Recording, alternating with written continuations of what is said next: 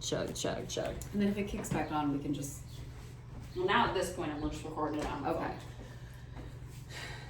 We're back. Denel's internet went out. If the audio on this... Ready for this? Yeah, I'm ready. Okay. The internet went out. The interwebs. We had to fix the interwebs. The Matrix is out. The Matrix is out. So we're now recording the YouTube portion on my phone. It's going to look great. It's going to look really good and it's going to sound amazing. Tune in. Make sure you tune in. Get in there. I guess we don't need this fucking thing. Get out of here. Fucking get out of here. So... Just chugging this wine, too. It's so good. Can you fill me up a little bit? Uh-huh. Thanks. Alright, so what were we saying? Back to my story. Gosh, wow, cable. Not sponsoring this. Shout out. Okay. We're going to get through it with Magna Wine. Yes, thank you, Magna Wine. Okay, so they're really honing in on her boyfriend. The boyfriend always did it. He took a lie detector test. He failed it. It's not good. And his alibi was he was at home, but I think he lived alone. Okay.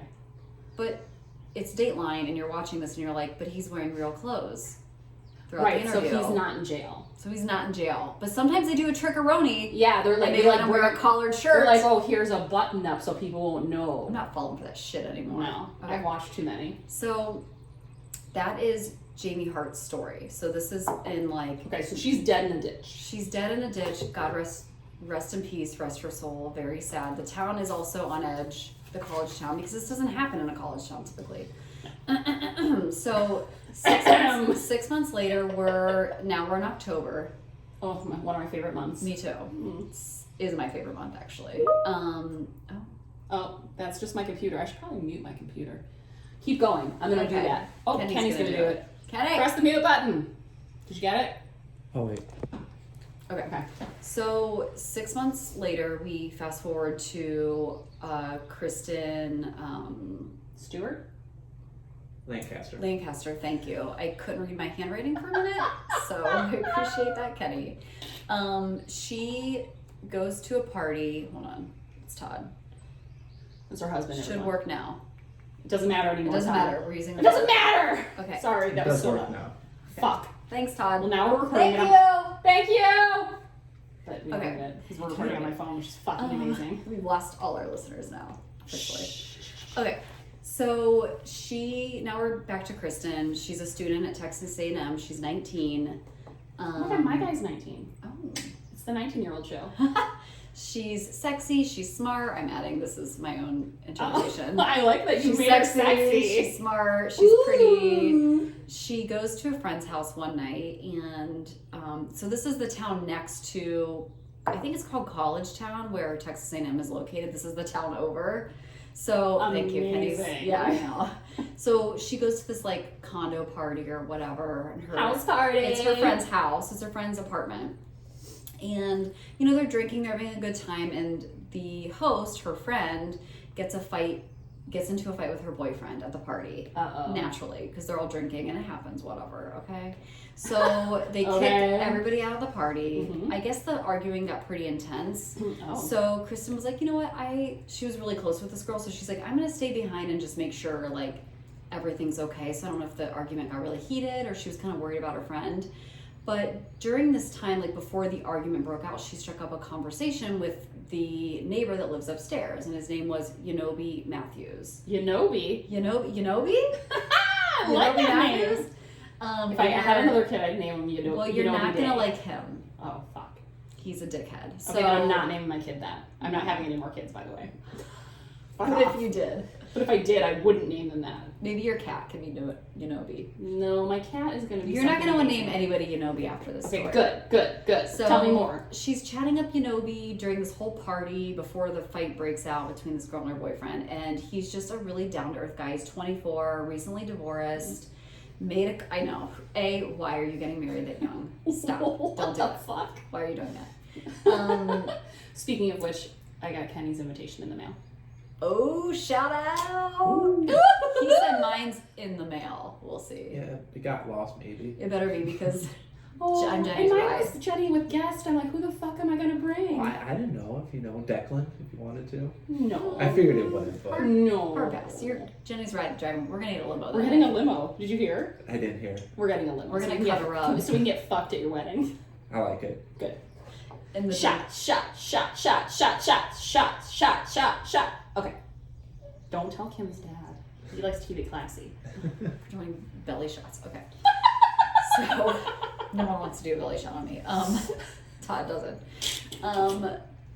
So they get into this like deep conversation as drunk people do, and he's just telling her about his life, how he found God, he's made a lot of mistakes, and he's not a student at the university, he's just kind of like trying to repair his life or whatever. Good. So she stays behind, and he's like, hey, I live right above upstairs, do you want to, like, I know you want to keep an eye on your friend, but they're fighting, so do you want to just come hang out in my apartment upstairs, and you'll be close to a phone, and you can kind of hear what's going on a little bit, and if you need to like jump in or whatever, I like, think that sounds real nice. it sounds really sweet. And she said he was completely normal, like, you know. Oh, someone's calling me. Oh, I know. scam likely. Okay. Oh, I don't get that. Yeah, that's I what my got 3 phone said. spam calls this morning, Oh. and I was like, hello.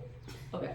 So she goes upstairs, and she, you know, he goes to open the door, and she walks in, and he immediately, as the minute she like enters his door, he pushes her. Nope.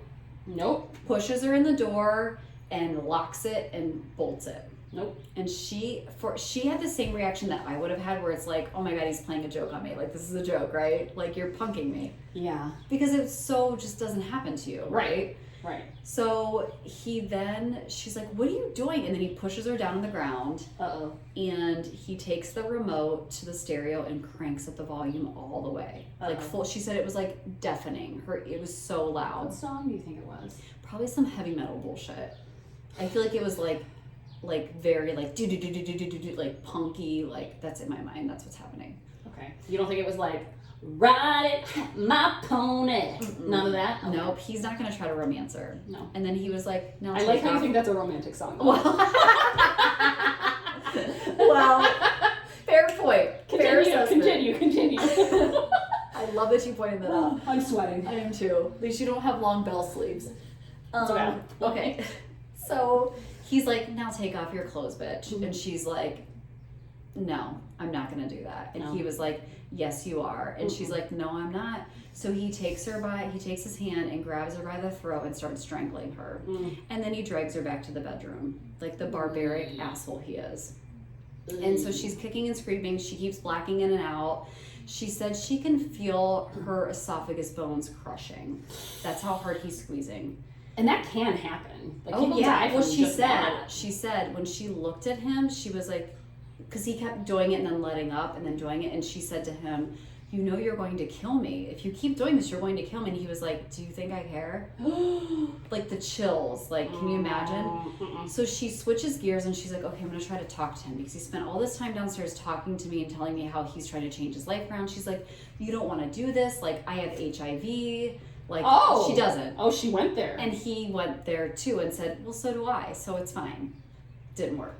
So eventually she gets out of bed. So they're in his bedroom. She gets out of bed and she's trying to talk him, like, also, again, she's getting dizzy. She's passing in and out of consciousness. And while she's in consciousness, she's trying to reason with him and just explain to him that, like, he doesn't want to do this. He can change his mind, whatever. And as she's doing this, she's stomping her feet on the ground. Like, she's pretending like she's trying to prove a point, but really she's trying to get her friend's attention below her. And with the music blaring and stuff, it's really the only way. She can't scream or anything because no one can hear her. So he then starts to choke her out again, and then all of a sudden he hears a loud bang on the door. Uh-oh. And he turns the music down and he's like, shut the fuck up, do not say anything. Do not scream, do not do anything, you better be quiet. And he goes to the door, puts his clothes on, goes to the door, and she starts screaming as loud as she can. Yes, girl, yes. And it's the fucking police. Yeah, it is. When does that happen? I mean, not usually. Ever. Not at my house. So it's the police. Unless they're coming for, like, you know, Aladdin, the live action film being played too loud. They're like, a whole new world. A whole new place we'll never know. I sang it to a client the other day and he was like, wow, you've got good range. I'm like, don't lie to me. You're like, shut the fuck up. Shut up, you don't. It was Mike. Hi, Mike. Okay. So the police rescue her. They get her out of the building. They take him into custody. She explains to them what happened. Like, she was, I don't know if she was fully, not that it matters, but I don't know if he had raped her if he got to that point, but she was sexually assaulted for sure. almost strangled to death, and was telling them her story. And essentially her friend below had called the police, had heard her stomping and heard the music up really loud and called the police, and that's how they came. So she stays the night. It's amazing. If I was the friend, I would have just gone up there like, hello! Me too. Like a dumbass. Right, but I don't think she knew her friend went upstairs. Oh. So I don't think she knew that part. I think she Oh. thought her friend left, and her friend was just like, Oh. so. Okay. I just feel like I would have been like, Me too. hello! But that's the thing. Like, I'm not daring in that way. We should be. Like, you Right. should just call the police because you don't know what's going on. So she stays the night at her friend's house who lived underneath, which I would have been like, peace out, I'm out of here. Right, but no. he gets booked overnight. They call her in for questioning, and she's telling them her story, trying to file a suit against him. And the detective is asking her all these questions, and he says to her, take your hands, this is where YouTube comes in great if you guys are watching, take your hands and do this. And so she did, and her hands fit perfectly where her bruise, like her neck was fully bruised, and went like this, and the detective goes, you could have done that to yourself. Why? Because Why did you do that? Because Yanobi told them that it was a drug deal gone bad, and she freaked out and started strangling herself and freaked out. And that's why she was making all that noise. And they believed him. Nobody believed her. Oh my God, Kristin, nobody believed her. This makes me so angry. Mm-hmm. And she's like, she's a smart student. Yep. Who? Why would she make this up? Like, it doesn't have any benefit. No, not at all. So basically, they do charge him with a misdemeanor, and he gets released the next day, and he's out free. His case does eventually go to a grand jury. They do not indict him, though. The sexual assault charges. So basically, he gets off scot-free. And she just goes into this deep depression, and she's like, I did everything I could do. Nobody believes me. And she just started drinking a lot and moved on with her life. Well, 6 months later then,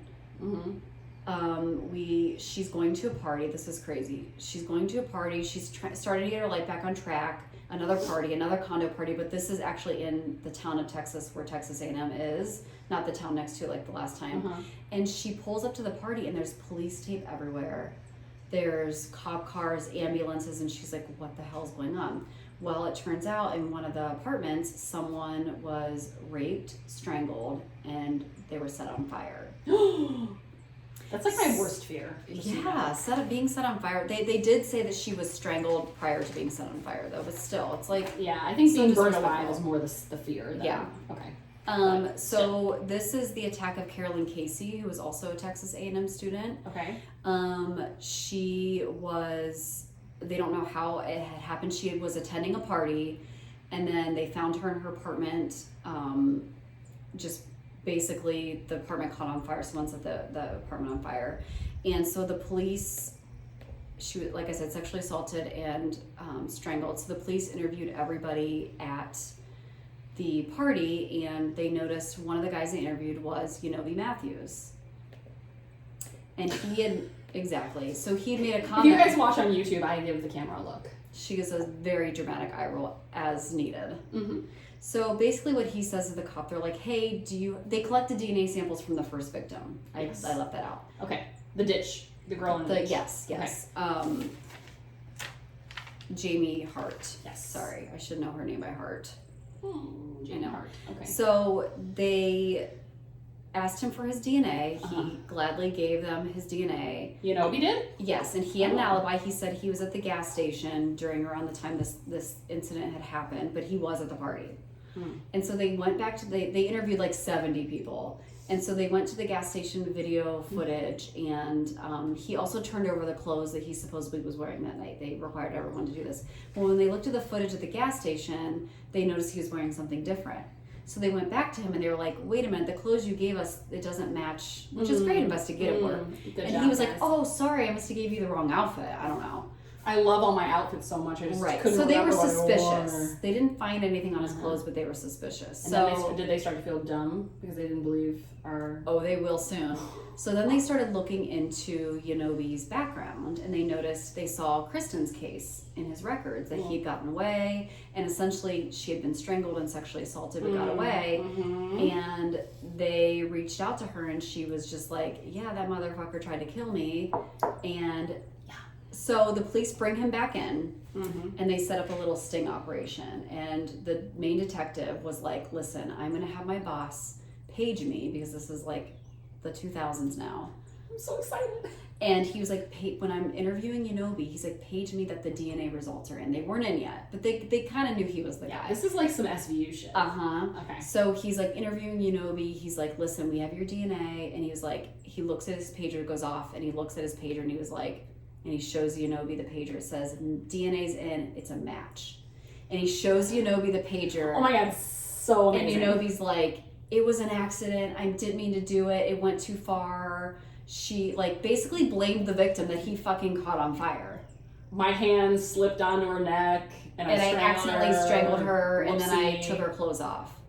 He also propped the body up against the bed. I don't like when people play with the dead bodies. I know. Don't like just, if you're gonna be like, you're a dick. Like, just, I hate it. You're already awful. Don't be more awful. So the DNA was a match, and then they also linked him to the first case, Jamie Hart's case as well. And then Kristin was so brave and strong and testified in his case. Fuck yeah, she did. And she said it was very scary to see him in court again because she was terrified. And she said she really thought that he had done this before when he did this to her, but she didn't think he'd do it again.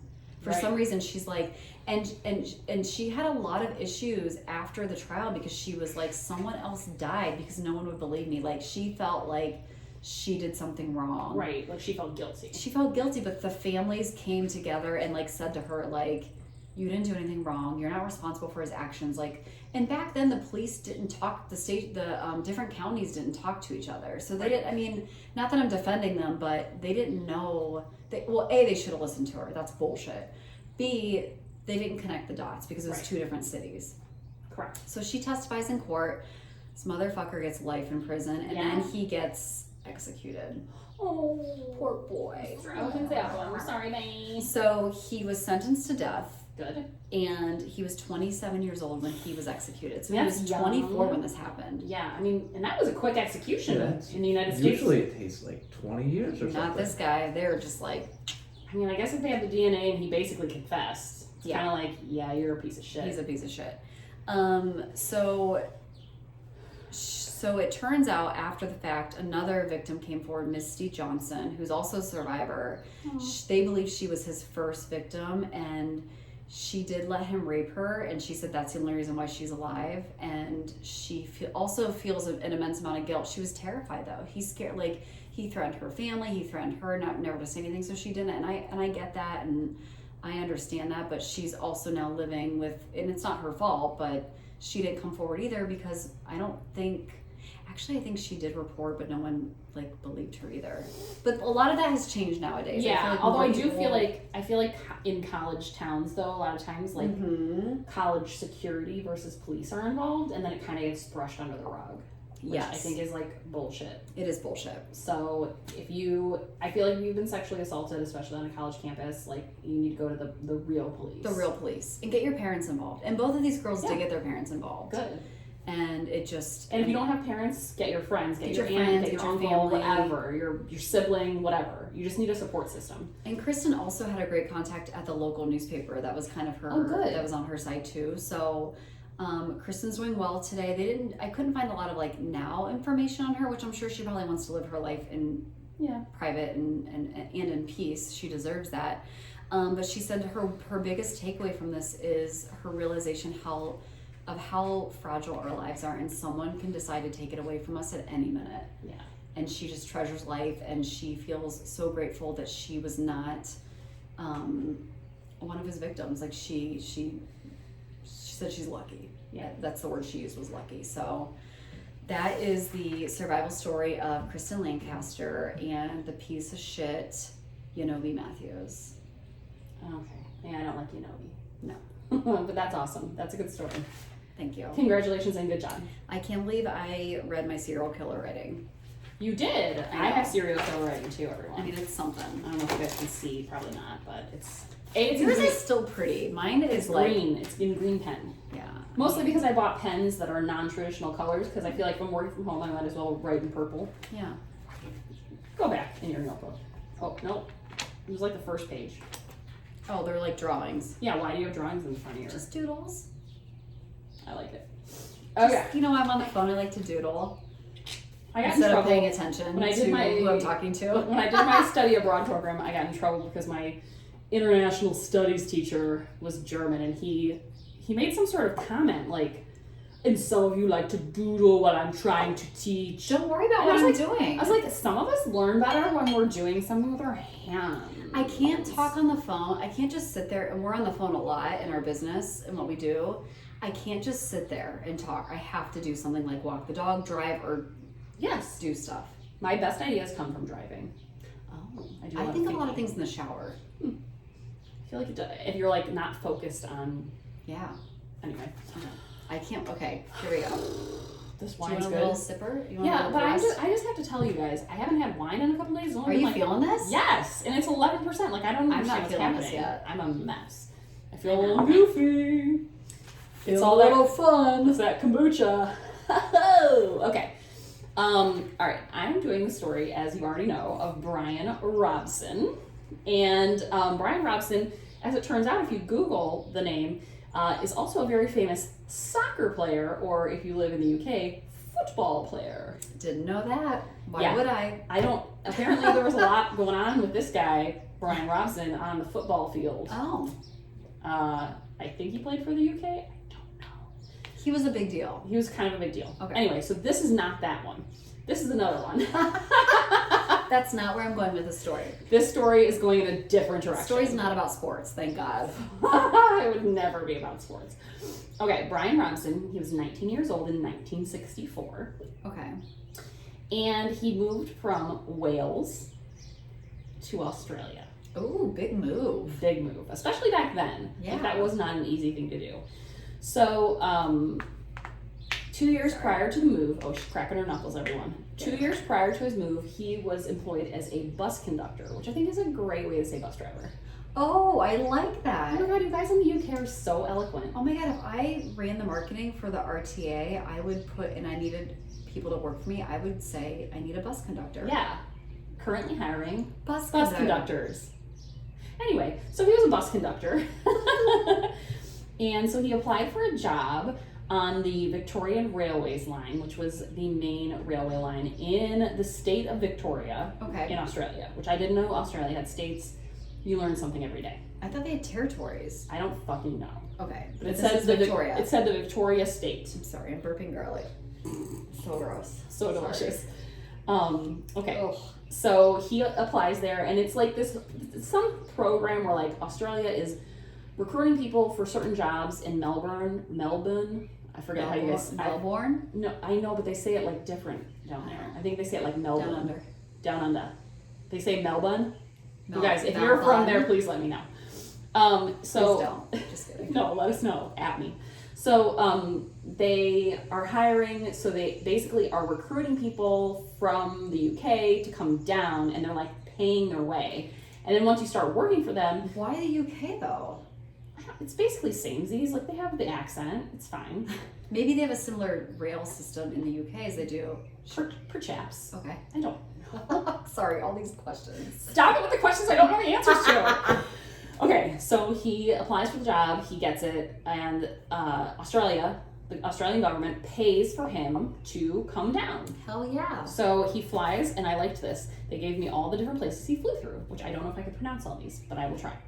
So he's, again, 19 years old, and he travels all the way across the world to get to Melbourne. I think that's how you say it, I really do. You're probably right. And he went through Tehran, New Delhi, Singapore, Jakarta, and Sydney. How fun. So he made all these stops. He said it was a grueling flight. It was like so long. Oh, I bet. But he got there. And he's probably not stopping to see the world. Like, he's not staying a couple days. No, to, it's like he's just like, Yeah. bopping on planes. So he gets there and he's staying, they put him up in a hostel, which I don't know if you guys have you stayed in a hostel I before? have not. Kenny? I haven't. Okay. So I've stayed in hostels because I did a study abroad, and that's like the only place we would stay because it was cheap. That's the main point of it. Some were really nice. In Italy, the hostels were like gorgeous. Is it like an Airbnb? Like a No. pre-modern Airbnb? No. Okay. Oh. No. A lot of times it was basically like you get there, you check in, they give you a set of sheets and a towel, and then you go into a room where there are many bunk beds. Ew. And then you have to like padlock your book bag or your like whatever backpack Yeah. to your bed, or they might have lockers if you're lucky. You can shove your backpack in there. I want to stay at a hotel. Yeah, when you're poor and in college, it's not. Yeah, what if you're I doing. was 19, I'm not doing that. So I'm too old. a lot of times it was like that, where it was just like barracks, and you had to like kind of padlock your stuff to For other one things. night, who cares? I mean, it was usually for me. It was for a weekend. But some of the places were nicer, like and more hotel-like, where you would have your own bathroom in the room, and it would be like a hotel. See, that I could do, even if it's So kind like of shitty. it just whatever. depended on what country you were in. So Yeah. like the UK, it was like barracks. In Italy, it was always our own room. In fact, there was one place, it was an old monastery, so the ceilings were like they were vaulted and huge, and we had our own bathroom. I It feel was like you should do it at gorgeous. least once in your life for an experience, right? In Switzerland, though, we got there, we checked in.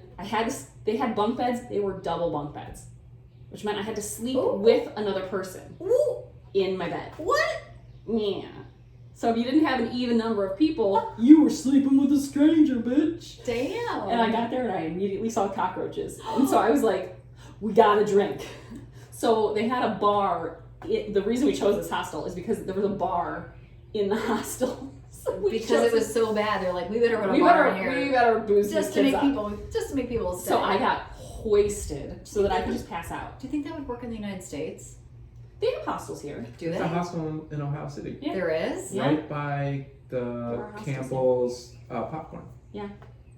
Really? I Yeah. never freaking knew that. There's hostels all over the U.S. Yeah, you can Okay. stay in hostels. Damn it, that was my big idea.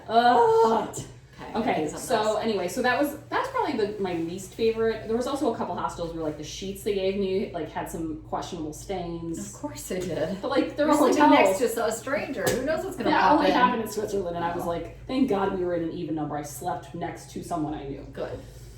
Anywho, all right. He gets to the hostel Okay. in Australia, in Melbourne, and he says it was a rat-infested hole. He said there were so many rats. He's like, I've never seen so many rats, and I was like, disgusting. So before he even like started, his immediate reaction was, nope. Like It's not starting out good. he immediately gets there and he's like, I want to go home. And that's bad. I mean, after traveling all that way and having that reaction, getting there and being like, I want to go home. Yep. So he was adamant that he was going to go home. He worked for 6 or 7 months on the so he Victorian stuck out. Railways before he quit. And then he traveled the Outback for a while, which I was like, Get it. no, I don't want to travel the Outback. I'd be like, take me to all your luxury resorts. Obviously, I'm not a survivor. And then when he gets back to Melbourne, he gets a job at a paper mill. But he still is living, or no, he's not living in a hostel anymore because it was rat infested. So he was like, fuck that hostel.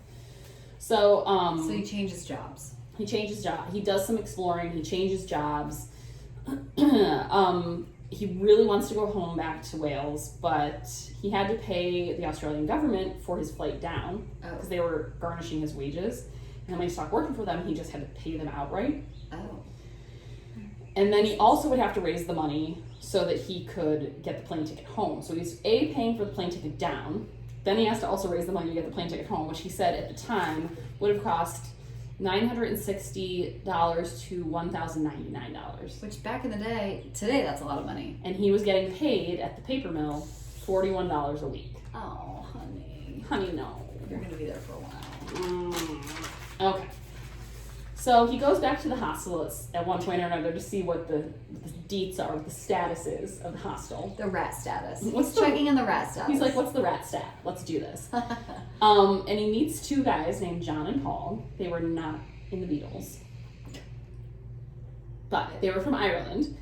And they became friends immediately. And he was so happy to have friends because he said a lot of people who went down there like had families that they brought with them. So it's And hard to make friends. He was like a super loner until this point. So him having John and Paul there was like really nice.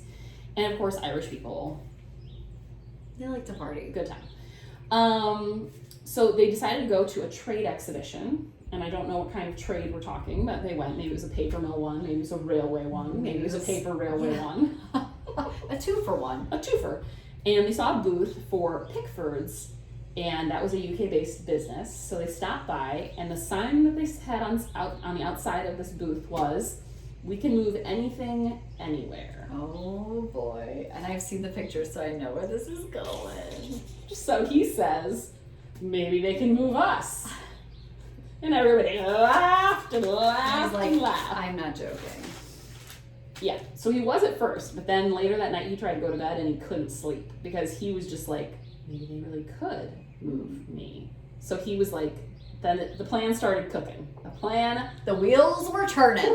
They weren't off yet, but they were turning. Yeah. So the very next day after he made this joke in passing to his friends, he went to Qantas Air, and that is damn, Gina, Qantas Air. So good. It is so good. He goes to Qantas Air and he asked them a lot of questions about the process to have something shipped overseas. And this included the max weight and size of a package. Okay. He also asked for what kind of paperwork they needed for the pay upon arrival. So that means like you didn't have to pay for the shipment until it was delivered. Oh, smart. So make sure your goods get there intact. So he saw his friends, and you guys may see where this is going, but he told his friends, John and Paul, "I'm going to post myself," which is British for "I'm gonna mail myself home." So this motherfucker is gonna get in a crate to mail his ass home. I mean, listen. From Australia to the UK. This is bringing me back to the Cuba story you did. With Jesus the Christ. kid rode in the plane. Yeah. Which is one of my favorite stories. Oh my But God. Okay, so here are the dimensions of the crate that he had to use because, again, there was a size. I would think he's not a little man because he's a football player. No, he's not a football player. There's a current person or like somebody in the 80s who's also named this, but they're not the same person. Oh, I thought they were the same person this whole time. And also a soccer player. But No. it's football in... It's football over there. But yes, no, They're usually pretty small. they're not the same person, but he said in the interview I watched, he said he is pretty small. This whole time I thought this was the same person. I'm listening, I promise. I'm drunk. I'm sweating profusely. Okay. Okay, sorry. Keep So going. the box that he had to get into was 30 inches by 26 inches by 38 inches. Oh, shit. That's tiny. This table across is, I don't even know if it's 2 feet. It might be 3 feet. 12. It's probably 2.5. So that would be about 26 Okay. by 30. So it's like half this table you fit in. Yeah. Oh, It's like if we cut it here. that's doable. That's No. It's crazy. not, it's No, not it's comfortable. not. It's not comfortable. Because What's guess the what? width? Shit happens. I don't know. 30 by 26 by 38. What's the width? 30 by 26 by 38. I don't know which Who one cares? Okay. They spent a month planning. Damn. Now, this is what he brought with him. And I was like, why are you bringing shit in that tiny box? Don't bring shit in a Just for tiny box. yourself. Jesus Christ. So he brought his suitcase In the in the box. box. In the box. Why? How? There was an interview I watched and they were like, why'd you bring your suitcase? And he's like, that's all I had in the world. And he's like, Dude. now he's like 76 and he's so Aw. sweet. And he was like, that's all I had in the world. I didn't want to leave it. So he brought his fucking suitcase. Good. A pillow. I'm like, really? You need a pillow in your very uncomfortable box? A torch, which I'm pretty sure is like a flashlight. Okay. I don't think he was setting shit on fire. I was gonna say that's not gonna work out well, but A glass bottle filled with water, because they didn't have plastic bottles back then. And an empty bottle for the pee-pee. He also brought a tiny hammer, so when he got to his destination, he could hammer his way out of the crate. I'm glad he thought of that. I can't. Oh, so they did a trial run where he got in the box and they closed it, but they didn't nail it shut. And it was like, fine, I guess. So then, John and Paul fucking nailed The it. apostles, okay. The apostles or the Beatles put him in the crate with all of his shit and his tiny hammer. And they nailed him in there. And then they loaded him on a truck, which took him to the Melbourne airport. Oh my god, I'm scared. You should be. This is what our friend Brian said. The first 10 minutes were fine, Great. I'm glad you got 10 minutes out of the way. but then things started to cramp up. Thank God I have my pillow. He had his knees like jammed into his chest. How long was the flight, do you think? Well, there's multiple flights that he would have to go on to get to where he's going, What but is don't the worry, total? his package got rerouted.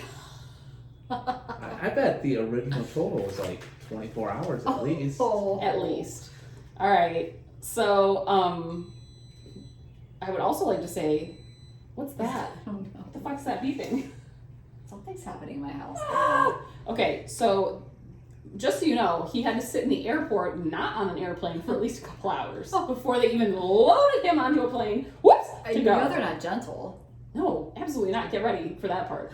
Okay, so he didn't think about the part where when they put him on the plane that it wouldn't be pressurized in the cabin where all the crates are. Oh God. So he like said breathing was a real issue. And I was like, Yeah, you think? Hey, sassy pants. it's Callie. Okay. Hey, I don't like your tude. I don't like your tone. Aw. All right, so then the first flight was 90 minutes. It flew from Melbourne to Sydney. Okay. 90 minutes. Not bad. He said it was torture. Oh. Which is terrible because he has a lot longer to go. Yeah, that's like nothing. They take him off the plane and they put him on the tarmac, and even though they had put him in a box that said this end up, they put him upside down, and so he laid on the tarmac Oh on his head and neck no! for 22 hours on the tarmac. 22 hours on his head and neck. Ooh, girl. Oh girl, that does not sound good. Then the Qantas flight to London was overbooked, and so they moved his crate from that flight to a Pan Am flight that was going to Los Angeles. Stop it. No, it's so true. So instead of a, I think it was supposed to be like a 2-day flight in the crate, it ended up being 5 days. He was in the crate for 5 days. 5 days. 5 days. That bottle's filling up real quick. I think he said at some point he peed out the like crack of the crate I bet he did. because I think that bottle was full. He got to be hungry too. Oh God, yeah. Ugh. I like how I always am like, oh, I would've maybe packed- I've been so hungry. He probably packed snacks in his suitcase. He couldn't fucking open that suitcase when I was in there. Anyway, so when he finally got to what he thought was London, he decided to make his break Oh no. with his tiny hammer. So he lit his torch, aka flashlight, if I'm not mistaken, and his joints, muscles, and everything were so like atrophied from 5 days in this crate Yeah. that he dropped it, and he like was fumbling to try and get it, and he waited till night so that he could do all this. Well, there were still airport employees at LAX, so they saw the light coming from the crate moving around, and so these two American dudes walk up to the crate, and there was a little hole Yeah. in the box, and one of them And they looked put their through it. penis through it. No, they didn't put their penis through it. No, one of them looked through, and Brian goes, I've never seen someone jump so high. And yelled, there's a body in the crate. Oh my I think he thought God. there was a dead body in the crate because, like, obviously he wasn't moving a lot. He was very Yeah. cramped in there. So, thankfully, they opened the crate and rescued him. He did not realize he was in America until he heard the guy yell, there's a body in the crate, and heard the accent. Oh my God. And then he's like, what the fuck? I'm in America? He's like, I'm not any closer to home. No. I'm actually further away from home. So they get their supervisor over there, get the manager, and I'd like to see the manager. I'm supposed to be in the United Kingdom right now. I have a certified delivery that's guaranteed arrival. So they send this poor Yahoo to the hospital. Takes them 6 days in the hospital to recover. Wow. So longer than it took to get to LAX via crate. He was illegally in the United States, but the FBI looked past that. Yeah, they're like, you've been through enough. You're good. And then Pan Am was so kind Oh. that they put him on a flight back to the United Kingdom, whoopsie, in first class. Oh. So he Damn. flew first class back to the UK. And on May 18th, 1965, he arrived back to fanfare. As he exited the plane, everyone wanted to meet the man in the crate. You guys have to look at the Instagram post of this because It's amazing. And he said, my family was happy to see me, but they were mad about the crate. Exciting news, though, is that he has a book that is coming out in 2 days on April 30th. It's called The Crate Escape. Oh. And What took him so long? It'll be already out when this comes out. Oh, it will be. Yes, you're right. So Wait. on April 30th. What took him so long? I don't know. It's been how many years? And Dude. they're gonna also make it into a movie. And the other thing is that he is currently looking for John and Paul, the Irishmen who helped him escape Australia via Very crate. sweet. And he said he feels really terrible because he put them in a terrible place. If he had died, they would have probably been in a lot of trouble because they assisted in this. But he really just feels like he owes them a debt of gratitude because he got back home the way he wanted to. And he thinks it would be a great ending to the story to like finally see them again and thank them for helping him. So sweet. Somebody asked him, would you ever go back to Australia? And he said, unless it's for a reunion with John and Paul, the answer is no. Oh, I think Australia's changed a lot since then. But. Yeah, but he just, he said his whole life, he wants to forget the crate incident, but he said once you go through something like that, you can never forget. So anyway, that is the story of Brian Robson, the man who made the crate escape. Not the football player. Not the football player. People, stop confusing them. God. Don't do it. It's the crate escape, you guys. Good job. Face. Kenny? Okay, since that was such a light story, I'm going to go with a more dark story. A Spanish man may face 15 years for doing what to his mother? Oh. Spanish. The most surprising thing in the story is that he's only getting 15 years. Oh, okay. Did he cut off her hand? Ooh, I like that one. Okay. Okay. Does it have anything to do with where he's from? Can you give us any like? No, that's just a title. Hmm. I mean, the sentencing might be because it's in Spain. Why it's so lenient? Locked her up and made her like force fed her for 5 years. Very specific. Jenny was kind of half right. Jenny's always half right. So Did he cut off some fingers? he killed her, Oh. cut her up, No! Oh. and then ate her. No! You got 15 years for that? He's on. That's what they're seeking is a 15-year sentence. I think that I think you should get the death penalty I for think that, he and should- someone should be Like, forced I know to they probably yield, don't like have another the- prisoner. I was gonna say, someone boil this man up. They probably don't have the death penalty, I but don't how is know it they not should. life? No, it should definitely, Like, or at that's- least like And he life with ate the her? possibility. Yeah. Ooh. Why? Did it say why? No, it doesn't. Did they say what he made her into? It doesn't go into that. But Kebabs. it doesn't make I'm gonna sense say that like it's a 15 chili years. mix. You know what I really want? Spain. Some teriyaki kebabs. Especially Doesn't for that that sound good? story. I had made kebabs last night. I mean, Notice Todd's in the basement. He's not up here. is it because he has rampant diarrhea? It's because I cut him up into a kebab. Just kidding. Totally, that wasn't funny. I kind of liked it though. You're really in a snorting today, and I like that too. All right, that's disgusting. Thanks, Kenny. Yeah. Thanks, Kenny. Well, thanks for listening to Sip, Survive, Repeat. Sorry, this episode was a little bit of a shit show, Kind of weird, but I feel it's like there were great stories. I think those were good It stories. was great. It's All fine. right. Who cares? We love you. Goodbye. Bye. Should we record short newses and put those on Patreon? Yeah. Can you hand me my phone? Look at me. I'm like, give me Can that. I let Callie out for these? Because who cares? Yeah.